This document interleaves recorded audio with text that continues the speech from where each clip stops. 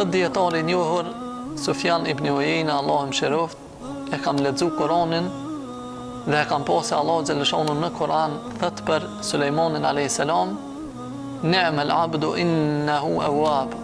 Sa rob i mirë ishte dhe ishte sa rob i mirë ishte i kthyer shumë te Zoti. Me të vërtetë ai ishte i kthyer shumë te Zoti.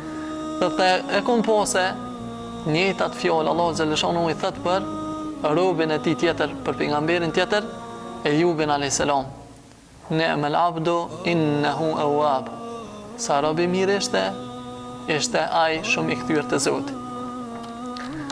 Thotë dhe kom kuptu për këtyne dy ajeteve se mirësia me falënderim është e barabartë me sprovën e cila është e bashkangjitur me durim.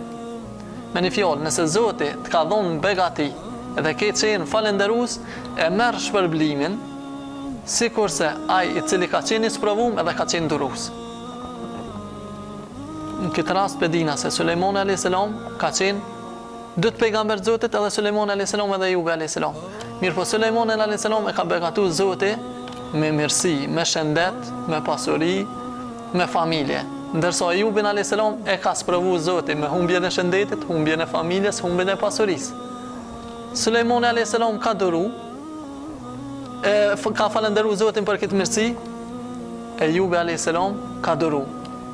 Edhe në fund, Allahu xhaleshanu do të pilivdon njëjtë, si atë të begatumin i cili ka qenë falënderues, po ashtu edhe ato i cili ka qenë i sprovum dhe ka qenë durues.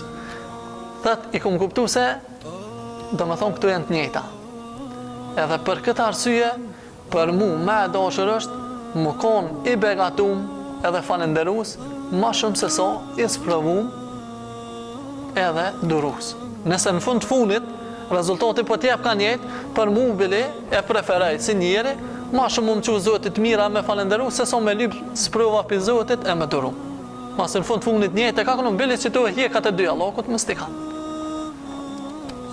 Këke një përfitim që të munuëm da na do më thonë nëse im begati të munuëm të falenderojnë Allahun xhaleshanu, nëse im fatkeqësi të munuëm durojnë, në fundit shpërblimin e morrëm.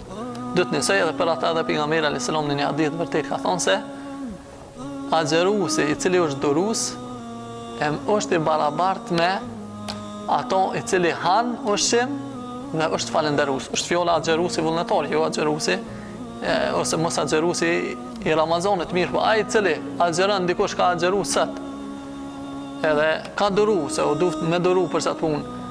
Në fundit tjetri valla shoku i tina ka hongër ushqim gjatë ditës, mirë po ka qenë falënderues për çat ushqim, fundit të Zotit xhaleshanu do të morrin shpërblimin e njëjtë.